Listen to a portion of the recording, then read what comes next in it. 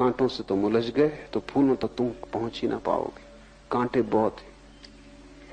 और जब तक तुम पहुंचोगे तुम इतने लहूलुहान हो जाओगे कि फूल भी तुम्हें सुख न दे सकेंगे, और फूलों का भी जो स्पर्श है वो तुम्हें पुलकित ना करेगा। तुम घावों से भर गए होगे, फूल भी कष्ट देंगे, क्योंकि घाव अगर पहले से ही लगा हो तो फूल भी पीड़ा देगा। कांटों पर ध्यान मत दो, ध्यान फूल पर दो। और अगर तुम फूल के रस में डूब गए तो तुम एक दिन पाओगे कि कांटे हैं ही नहीं, क्योंकि फूल के रस में जो डूब जाए उसे कांटा भी चुभ नहीं सकता।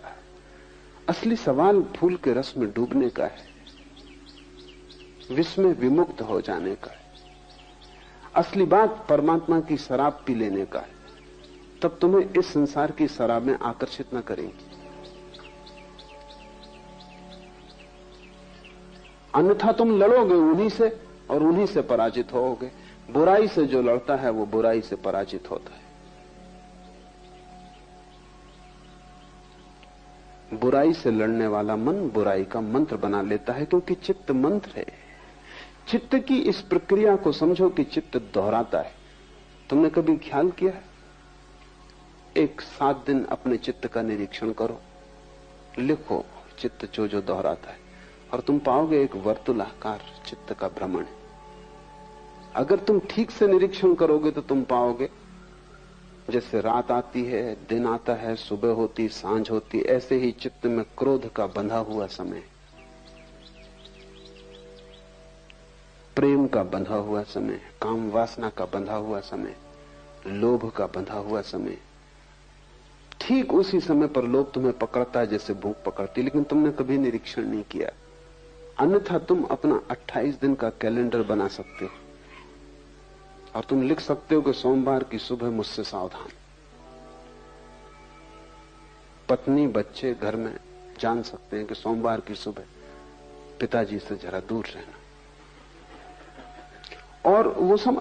और इसका उपयोग हो सकता है, क्योंकि तुम सोमवार की सुबह अगर ठीक से निरीक्षण तुमने किया कुछ दिनों तक, तो तुम पकड़ लोगे वे बिंदु जहां वर्तुल की तरह तुम्हारा मन घूमता है। शरीर ही वर्तुलाकार नहीं है, मन भी वर्तुलाकार है। इस जगत में सभी गतियां वर्तुलाकार हैं, सर्कुलर है। चांद तारे गोल घूमते हैं, जमीन गोल घूमती है, सब चीजें गोल घूमती हैं, मौसम गोल घूमते। तुम्हारे मन की ऋतुआं भी गोल घूमती। जिससे स्त्रियों को मासिक धर्म होता है, ठीक 28 दिन में वर्तुल पूरा होता है। अभी मनोवैज्ञानिक कहते हैं कि पुरुषों के भीतर भी वैसी ही रासायनिक प्रक्रिया होती है 28 दिन में जैसा स्त्रियों की, क्योंकि शरीर कुछ बहुत भिन्न नहीं है। तुमने ख्याल किया कि स्त्रियों को जब मासिक धर्म होता है वो ज्यादा चिड़चिड़ी, ज्यादा झगड़ेल, क्रोधी, उदास, परेशान, बेचैन हो जाती। हिंदू बहुत होशियार थे, वो उनको 3-4 दिन के लिए कमरों में अलग ही बंद कर देते थे, क्योंकि उस समय उनसे कुछ आशा करनी ठीक नहीं। उनके शरीर में इतनी रासायनिक प्रक्रिया हो रही कि उस रासायनिक प्रक्रिया में होश रखना उन्हें मुश्किल होगा, वो बेहोश हो जाएंगे। लेकिन ठीक 28 दिन पर हर पुरुष को भी ऐसा ही होता है। पुरुष का भी मासिक धर्म है। बाहर रक्तस्राव नहीं होता, लेकिन भीतर रस ग्रंथियों में रक्तस्राव होता है, इसलिए दिखाई नहीं पड़ता। लेकिन हर 28वें दिन पर तुम भी उदास, बेचैन, परेशान हो जाते हो। तुम थोड़ा निरीक्षण करो, तब तुम पाओगे कि तुम्हारे मन का एक वर्तुल है जो 28 दिन में पूरा होता है, 4 सप्ताह में पूरा होता है। और उस वर्तुल में तुम धीरे धीरे निरीक्षण की प्रक्रिया को प्रगाढ़ करोगे तो ठीक ठीक बिंदु खोज लोगे कब क्या होता है। तब तुम बड़े हैरान होगे। तब तुम पाओगे कि तुम क्रोधित किसी और के कारण नहीं होते, क्रोधित तुम्हारे भीतरी कारणों से होते हो, दूसरा तो सिर्फ बहाना है। तब तुम दूसरे पर जिम्मेवारी भी न डालोगे। तब तुम क्रोधित होगे तो दूसरे से क्षमा मांगोगे कि मुझे माफ करना, अभी मेरी दशा, मौसम ठीक नहीं। और ये संयोग की बात है कि तुम सामने पड़ गए, कोई दूसरा पड़ता तो उस पे ये उपद्रव होता।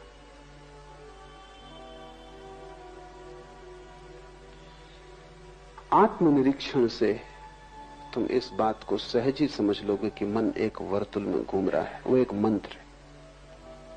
और अगर तुम इसे न समझे तो तुम उस वर्तुल में भटकते ही रहोगे। इसलिए हिंदुओं ने संसार को चक्र कहा है, वो घूमता है और तुम वही वही कर रहे हो बार बार। और तुम ये भी मत सोचना कि तुम कुछ नया कर रहे हो, सभी लोग वही कर रहे हैं। जब पहली दफा तुम प्रेम में पड़ते हो तो तुम सोचते हो संसार में शायद ऐसा अनूठा घटना कभी घटी नहीं, रोज घट रही है, वही सारे लोग करते रहे, वही पशु पक्षी कर रहे हैं, पौधे कर रहे हैं, आदमी कर रहा है। कुछ प्रेम तुम्हें घट गया है ऐसा नहीं, सभी को वैसा ही घटा है। क्रोध भी सभी को वैसा ही घटा है। इस वर्तुल के बाहर सिर्फ एक चीज है, वो ध्यान है, जो अपने आप नहीं घटती। बाकी सब अपने आप घटेगा, तुम्हें कुछ करने की जरूरत नहीं। तुम चक्के पे बैठे पर रहो, चक्का अपने आप घूम रहा है, तुम उसमें बंधे हुए घूमते रहोगे।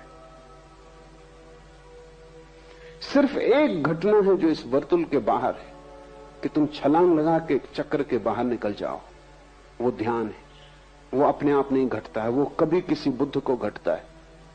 पश्चिम के बहुत बड़े ऐतिहासिक एर्नाल्ड टायनबी ने हिसाब लगाया है कि अब तक केवल 6 आदमी इस चक्र के बाहर हुए पूरे मनुष्य जाति के इतिहास में।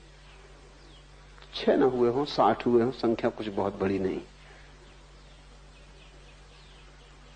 वो एक अनहोनी घटना है, न तो प्रेम, न क्रोध, न लोभ, ये सामान्य घटनाएं हैं, सभी को घट रही हैं, जानवरों को घट रही हैं। इससे तुम आदमी नहीं हो। तुम्हारे जीवन में आदमी होने का सूत्र तो उसी दिन घटेगा जिस दिन तुम इस चित्त के मंत्र के बाहर हो जाओ, चित्त के वर्तुलाकार भ्रमण के बाहर हो जाओ। ये चित्त का चक्र टूट जाए और तुम इसके बाहर हो जाओ। वो ध्यान है। ध्यान वर्तुलाकार नहीं है, ध्यान एक स्थिति है, मन एक गति है। ध्यान ठहराव का नाम है, मन भटकाव का नाम। और भटकाव भी कुछ नई जगहों पर नहीं, वही जगह फिर वही जगह फिर कोल्हू के बैल की तरह तुम घूम रहे हो। सचेत होकर देखोगे तो समझ में आ जाएगा ये कोई सिद्धांत नहीं है, ये तथ्य है। ये कोई दर्शन शास्त्र का सिद्धांत नहीं है। तुम्हारे मन का वर्तुलाकार भ्रमण, तुम्हारे मन का मंत्र की भांति होना, ये तुम्हारे जीवन का तथ्य है। जिन्होंने जीवन को समझने की कोशिश की है उन्होंने इसका आविष्कार किया है। ये कोई विचार से निर्मित सिद्धांत नहीं है, अनुभव से पाया गया तथ्य है। तुम भी इसे अनुभव से पा सकते हो। मैं कहता हूं इसलिए मानने की जरूरत नहीं, शिव कहें इसलिए मानने की कोई जरूरत नहीं। तुम्हारे पास आंखें हैं, आंख बंद करके मन को जरा कुछ दिनों तक देखते रहो, तब तुम हैरान हो जाओगे। तब तुम पाओगे कि तुम इस चाक से बंधे हो और सारी प्रकृति इसी चाक से बंधी है। तुम्हारी मनुष्यता की घोषणा इसमें नहीं, तुम्हारी गरिमा इसमें नहीं, तुम्हारी गरिमा इसके बाहर उतर जाने में। उसी क्षण तुम बुद्धत्व को उपलब्ध हो जाते हो या शिवत्व को उपलब्ध हो जाते हो। चित्त मंत्र है, पुनरुक्ति चित्त का स्वभाव है, रिपीटिशन। इसलिए चित्त के जगत में कभी कोई नई चीज नहीं घटती। चित्त के जगत में कभी भी कोई मौलिक तत्व नहीं घटता। वहां सब बासा और पुराना है, सब उच्छिष्ट। तुम उसी की उगाली करते हो। भैंस को देखा है, उगाली करती, भोजन कर लेती, फिर उसको निकाल के मुंह में उगाली करती रहती। चित्त उगाली कर रहा है। तुम जो भी ले लेते हो भोजन की तरह चित्त में, फिर चित्त उसकी उगाली करता रहता है। पढ़ो एक किताब, फिर चित्त में वो चलने लगेगी। मुझे सुन के जाओगे, फिर 24 घंटे वो चित्त में चलने लगेगा। एक चक्र शुरू हो गया। चित्त फिर उसे चबाएगा, पचाएगा, पुनरुक्त करेगा। लेकिन चित्त में नया कभी नहीं घटता। ओरिजिनल मौलिक चित्त में कभी नहीं घटता। और आत्मा मौलिक तत्व है। परमात्मा परम मौलिकता है, वो नवीनता है, उससे ज्यादा ताजा और कुछ भी नहीं। चित्त से वो उपलब्ध न होगा। चित्त के मंत्र को तोड़ना पड़ेगा। ये सूत्र ठीक से समझना। चित्त ही मंत्र है और प्रयत्न साधक है। दूसरा सूत्र, प्रयत्न का अर्थ है इस चित्त के चक्र के बाहर निकलने की चेष्टा। जो निकल गया वो सिद्ध है, जो निकलने की चेष्टा कर रहा है वो साधक है। और महत प्रयत्न करना होगा तभी तुम निकल पाओगे। उतना ही प्रयत्न करना होगा जितना चित्त को बांधने में तुमने किया है। लेकिन बड़ी कठिनाई यह है कि उसी चित्त से तुम देखते हो, इसलिए तुम जो देखते हो चित्त उसे अपने ही रंग में रंग देता है। ये बड़ी कठिनाई। मैं तुमसे बोल रहा हूं, तुम सुन रहे हो लेकिन तुम नहीं सुन रहे, तुम्हारा चित्त बीच में खड़ा है। मैं जो भी कहूंगा चित्त अपना रंग उस पर फेंकेगा और उसको अपने अनुकूल बदल लेगा, उसका अर्थ बदल जाएगा। मुल्ला नसरुद्दीन शराब पिए एक बस में सवार हुआ। एक बूढ़ी औरत जिसके बाल सब सफेद हो गए, उसे बड़ी दया आई। मुल्ला अभी जवान था, मुंह से शराब की बदबू आ रही। तो उस बूढ़ी औरत ने उससे कहा, बेटे तुम्हें होश है या नहीं? तुम सीधी नरक की यात्रा पे जा रहे हो। मुल्ला उचक के खड़ा हो गया। उसने कहा, रोको भाई, मैं गलत बस में सवार हो गए।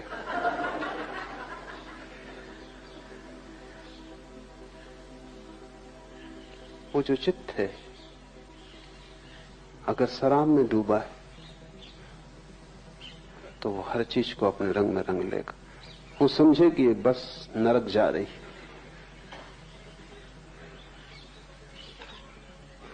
तुम्हारा चित्त 24 घंटे यही कर रहा है। इसलिए बड़ी से बड़ी जटिल बात है वो ये है कि चित्त को अलग करके सुनने की चेष्टा। वही श्रावक, वही सम्यक श्रवण कि चित्त को तुम हटा दो और सीधा सुनो। प्रयत्न साधक है, चेष्टा करनी पड़ेगी, महत चेष्टा करनी पड़ेगी। आलस्य में पड़े रहने से तुम बाहर न हो पाओगे इस वर्तुल के। कैसे कोई पड़ा पड़ा वर्तुल के बाहर हो पाएगा? पड़ा पड़ा तो वर्तुल घूमता ही रहेगा, चक्र घूमता ही रहेगा, और डर के कारण कि कहीं तुम गिर न जाओ तुम उसे जोर से पकड़े रहोगे। अगर तुमने कभी जंगल में बहेलियों को देखा है, तोतों को पकड़ते, तो बहेलिए बड़ी सीधी तरकीब का उपयोग करते। वही तरकीब तुम्हारा चित्त तुम्हारे लिए कर रहा है। वो रस्सी बांध देते, तो उस पे आके बैठते हैं, वजन के कारण उल्टे होकर लटक जाते। रस्सी पे बैठा नहीं जा सकता है। तोता रस्सी पे आके बैठता है, वजन के कारण उल्टा हो जाता है, उल्टा लटक के घबरा जाता है। घबरा के रस्सी को जोर से पकड़ लेता है कि कहीं गिर ना जाऊं। अब मुश्किल में पड़ा। अगर छोड़े रस्सी को तो डर लगता है कि गिर पड़ूंगा। कुछ पकड़ने की जरूरत नहीं, वो अपने आप पकड़े गए। वो बहेली आके उनको पकड़ के ले जाएगा। ये तोता भूल ही गया कि मेरे पास पंख हैं, गिरने का कोई कारण नहीं, कोई भय नहीं। लेकिन एक दफा रस्सी में उल्टे लटक के तुमको भी यही भय हो जाता है कि चक्के से अगर उतरे क्या होगा, खो जाएंगे, भटक जाएंगे। हेमिंगवे के एक पात्र ने एक उपन्यास में कहा है कि दुख मुझे स्वीकार है खालीपन की बजाय। I will choose suffering than nothingness. ना कुछ मैं ना चुनूंगा, इससे तो दुख चुन लेना बेहतर है। खाली होना तुम पसंद ना करोगे, नरक भी ठीक है, कम से कम भरे तो हो। वो तोता लटका है, डर रहा है कि कहीं सब न खो जाए। शक उसे भी हो रहा है कि फंस गए, लेकिन फंसा होना ठीक है, कम से कम गिरने से। इस चाक को तुम ही पकड़े हुए हो, चाक तुम्हें नहीं पकड़े हुए, मन तुम्हें नहीं पकड़े हुए। अगर मन तुम्हें पकड़े होता तो फिर बुद्ध और महावीर पैदा नहीं हो सकते, क्योंकि वो उनको भी पकड़े रहता। वो भागते क्या होता, मन उनको पकड़े रहता, मन उनका पीछा करता। नहीं, मन तुम्हें नहीं पकड़े है, मन को डर के कारण तुमने ही पकड़ा हुआ है। तुम इतने जोर से पकड़े हो और फिर भी तुम जाते हो संतों साधुओं के पास पूछने के मन से छुटकारा कैसे हो। मन से छुटकारे के लिए किसी से पूछने की कोई जरूरत नहीं। इतना ही समझ लेना जरूरी है कि तुमने पकड़ा है। तुम्हारे अतिरिक्त तुम्हारे जीवन के लिए और कोई जिम्मेवार नहीं है। पर पकड़ना अब सुविधापूर्ण हो गया है क्योंकि तुम सदा से पकड़े हो, उसकी आदत हो गई, उसमें कुछ श्रम नहीं लगता। छोड़ने में श्रम लगेगा। अगर तुमने मुट्ठी जन्मों जन्मों से बांध रखी है तो खोलना मुश्किल होगा। जड़ हो गई हैं अंगुलियां, हाथ बंध गया है। बस इतनी ही बात है। थोड़े से प्रयत्न की जरूरत है कि मांसपेशियां फिर सजग हो जाएं, खून फिर हाथ उंगलियों में दौड़ने लगे और तुम खोलने में समर्थ हो जाओ। जिसे बांधा है वो खुल सकता है, इतना तो पक्का है, नहीं तो बांधते कैसे। मुट्ठी बंधती है क्योंकि खुल सकती है। कभी खुली ही रही होगी तभी बंधी है, फिर कभी खुल सकती है। लेकिन अगर बहुत दिन तक बांध के रखी तो खुलना मुश्किल हो जाता है। बस इतनी ही अड़चन है।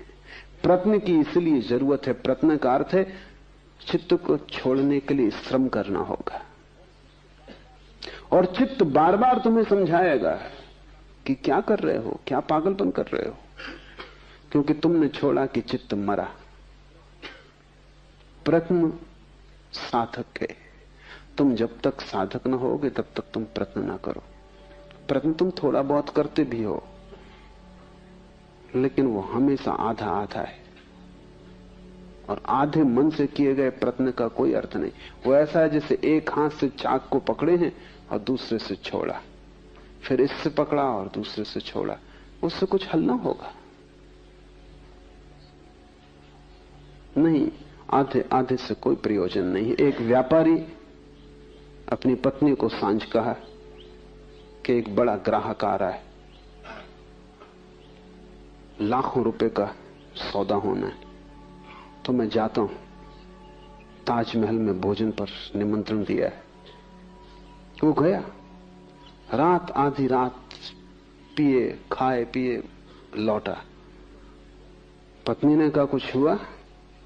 उसने कहा 50-50, आधा आधा। पत्नी ने कहा चलो कुछ तो हुआ। फिर पत्नी ने सोचा कि मतलब क्या है आधे आधे का।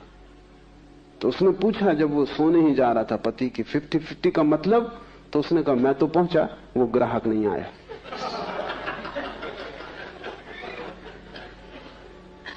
तुम जब भी आधे आधे हो बस ऐसा ही है। कुछ होगा नहीं, वो 50-50 है नहीं।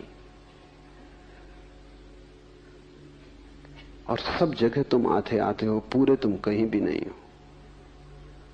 जहां तुम पूरे हो जाते हो वहीं जीवन में क्रांति घटनी शुरू हो जाती। तब तुम उबलते हो, तब तुम 100 डिग्री पर वाष्पीभूत होते हो, तब पानी भाप बनता है। तब तुम नीचे की तरफ नहीं बहते जैसा पानी बहता है, तब तुम भाप की तरह ऊपर उठते हो। तब तुम्हारी दिशा अधोगामी नहीं रह जाती, ऊर्ध्वगामी हो जाती। प्रयत्न साधक है। तुम्हें आलस से छोड़ना पड़े। मेरे पास लोग आते हैं, वो कहते हैं कि सुबह का ध्यान जरा मुश्किल, 6 बजे आने में कठिनाई होती। तुम समझ ही नहीं रहे कि तुम क्या कह रहे हो। अगर तुम्हें 6 बजे उठने में कठिनाई हो रही है तो तुम्हें मन के बाहर जागने में तो भयंकर कष्ट होगा। अगर 6 बजे उठने में तुम्हें इतनी मुश्किल मालूम पड़ रही है तो जीवन के चाक से छलांग तुम कैसे लगाओगे। ये छोटी सी आदत कि तुम 6 बजे नहीं उठते रहे हो, बस 2-4 दिन आलस्य पकड़ेगा, पर आलस्य को तुम जीतने देते हो और आलस्य की कीमत पर ध्यान को खोने को तुम तैयार हो, तो ध्यान का तुम्हारे मन में कोई मूल्य ही नहीं है। अगर मूल्य होता तो ये सवाल तुम उठाते ना। कोई आता है, वो कहता है कि 4 ध्यान में तो थकान हो जाती, अगर 2 छोड़ दें। तुम 4 ही छोड़ सकते हो, क्योंकि 4 में थकान होती, 2 में आधी होगी, लेकिन होगी तो। और मैं जानता हूं कि अगर मैं तुम्हारे मन को सुविधा दूं कि 2 छोड़ दो, कल तुम आओगे कि 1 ही करें तो, क्योंकि वही मन, 2 में भी तुम थकोगे तो ही। अगर तुम उस सूत्र को बांधकर चलते हो तो तुम आज नहीं कल आलस में डूबना ही पसंद करोगे, क्योंकि कुछ भी करने में श्रम तो होगा। ध्यान रहे, जीवन श्रम है, मृत्यु विश्राम है। तो अगर मरना हो तब कुछ करने की जरूरत नहीं, अगर जीना हो तो कुछ करना पड़ेगा।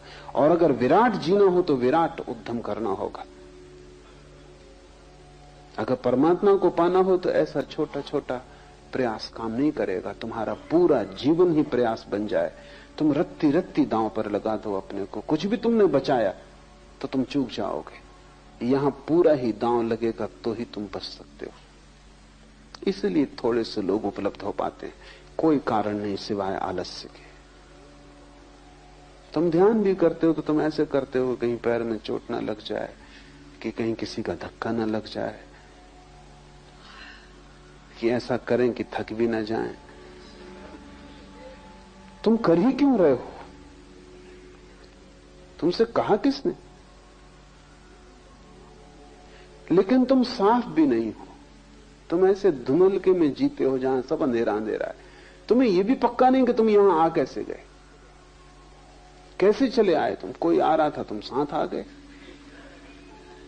कि सोचा चलो देखें, कि चलो देखें दूसरे क्या कर रहे हैं। तुम ऐसे ही धक्के खा रहे हो, और ऐसा अनंत जन्मों से चल रहा है। लेकिन धक्कों से कोई मंजिल पर नहीं पहुंचता। मंजिल कोई संयोग नहीं है कि तुम किसी भी भांति पहुंच जाओगे। मंजिल एक गंतव्यपूर्ण यात्रा है। मंजिल एक दिशा की तरफ सारे जीवन की धारा को लेकर चलने का श्रम। मंजिल एक संकल्प है। संकल्प करते ही तुम्हारा मन एक धारा में आ जाता है, शक्ति इकट्ठी हो जाती, तो ऊर्जा तुम में महान है। तुम जितना सोचते हो कि इतनी कम शक्ति है कि इतने जल्दी थक जाओगे, वो तुम गलती में हो। मनुष्य के शरीर में शक्ति के, ऊर्जा के 3 तल हैं। एक तल ऊपर का है जो रोजमर्रा काम के लिए, जैसे तुम जेब खर्च के लिए खीसे में कुछ रुपए डाल रखते हो, वो तुम्हारी पूरी संपदा नहीं। वो जेब खर्च के लिए है कि बाजार गए कुछ सामान वगैरह लाना, कुछ रुपए।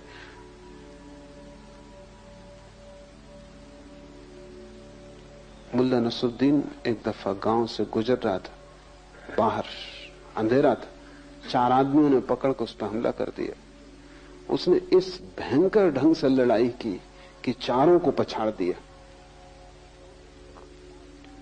बामुश्किल वो 4 उस पर कब्जा कर पाए, बामुश्किल। और जब उसके खीसे में हाथ डाला तो केवल 7 पैसे थे। तो उनने कहा हद कर दी नसरुद्दीन, 7 पैसे के लिए। नसरुद्दीन ने कहा कि मैं नहीं समझा कि तुम 7 पैसे के लिए लड़ रहे हो। बाएं पैर के जूते में 500 रुपए छिपा रखे। लेकिन तब उनने भी हिम्मत न की उसका बायां जूता खोलने की, क्योंकि जो 7 पैसे के लिए ऐसा भयंकर श्रम किया, उन्होंने कहा नमस्कार, फिर कभी।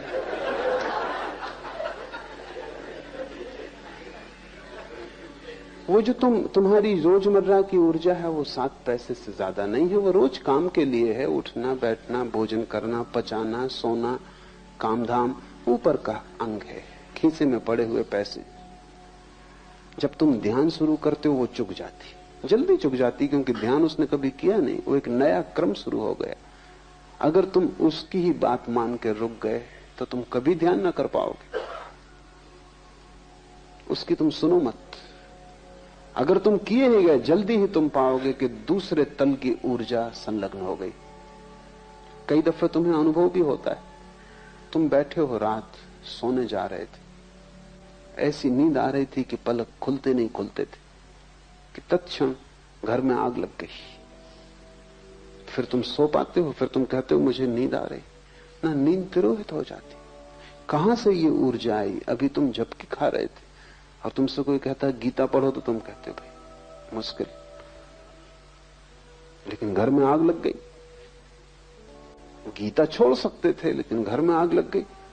अब तुम दौड़ रहे हो, भाग रहे हो, बुझा रहे हो, और आग भी बुझ जाएगी तो भी अब इस रात तुम सोने वाले नहीं। अब तुम जागे ही रहोगे, कितनी कोशिश करो सोने की, नींद ना आएगी। क्या हुआ? दूसरा तल जो रोजमर्रा शक्ति का नहीं है, संरक्षित तल टूट गया। उसके टूट जाने के कारण तुम इतनी ऊर्जा से भर गए हो कि सब नींद खो गई। अगर तुमने ध्यान का प्रयोग जारी रखा, तुम थके ना, जल्दी ही दूसरी ऊर्जा उपलब्ध होगी। उसके उपलब्ध होते ही तुम पाओगे कि कितना ही ध्यान करो थकने वाला नहीं है, कुछ भीतर खर्च होने वाला नहीं। ये भी दूसरा तल है, एक तीसरा तल है। ये दूसरा तुम्हारा खजाना है, ये भी चुक सकता है, इतनी आसानी से नहीं जितनी आसानी से पहला तल चुकता है। ये भी एक दिन चुकेगा। महत उपाय तुम करते रहोगे ध्यान के तो एक दिन ये भी चुकेगा, और तब तीसरा तल टूटता है। वो तल तुम्हारा नहीं, वो परमात्मा का है, वो कभी भी नहीं चुकता। लेकिन अगर तुमने आलस्य किया तो तुम दूसरे तल पे ही नहीं पहुंचोगे, तीसरे पर पहुंचने का तो कोई सवाल नहीं। परमात्मा परम ऊर्जा है, तुम्हारे भीतर ही छुपा है। पहला तल तुम्हारे मन का, दूसरा तल तुम्हारी आत्मा का, तीसरा तल परमात्मा का। मन को चुकाओ तो आत्मा की ऊर्जा उपलब्ध होगी, आत्मा को भी चुका दो तो परमात्मा की ऊर्जा उपलब्ध होगी, जो शाश्वत, जिसके फिर चुकने का कोई उपाय नहीं। फिर तुम विराट के साथ एक हो गए। इसलिए शिव कहते हैं प्रयत्न साधका। प्रयत्न सतत, गहरा और गहरा प्रयत्न साधक है। उस समय तक प्रयत्न करते जाना है जब तक कि तीसरा तल न टूट जाए, तुम उस परम ऊर्जा को न उपलब्ध हो जाओ। फिर तुम सिद्ध हो, फिर विश्राम किया जा सकता है। उसके पूर्व विश्राम आत्मघात है। तीसरा सूत्र है गुरु उपाय।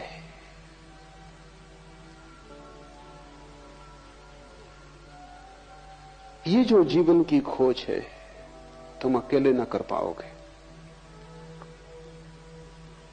क्योंकि अकेले तो तुम अपने वर्तुल में बंद हो, तुम्हें उसके बाहर दिखाई भी नहीं पड़ता। उसके बाहर कुछ है इसकी खबर भी तुम्हें नहीं है। तुम जो हो अपनी खोल में बंद, तुम समझते हो यही जीवन है। यह खबर तुम्हें बाहर से किसी को देनी पड़ेगी जिसने इससे विराट जीवन को जाना हो। तुम अपने घर में कैद हो, तुम्हें पता भी नहीं कि घर के बाहर खुला आकाश, चांद तारे। ये तो कोई जो चांद तारों को देख कर आया हो और तुम्हें घर में दस्तक दे और कहे कि बाहर आओ, कब तक भीतर बैठे रहोगे? पहले तो तुम यही पूछोगे कि बाहर जैसी कोई चीज भी है।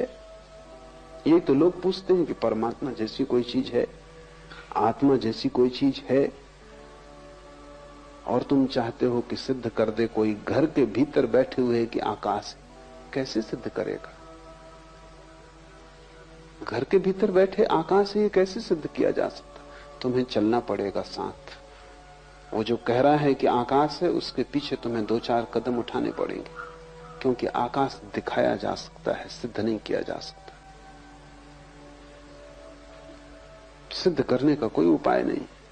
और अगर कोई आकाश को सिद्ध करना चाहेगा घर के छप्पर के भीतर, तो तुम उसको हरा सकते हो, क्योंकि तुम कहोगे कहां की बातें कर रहे हो, छप्पर है, यहां तो कुछ दिखाई नहीं पड़ता, दीवालें हैं, क्या प्रमाण है कि बाहर कुछ है? तुम थोड़ा सा आकाश भीतर लाके मुझे दिखा दो,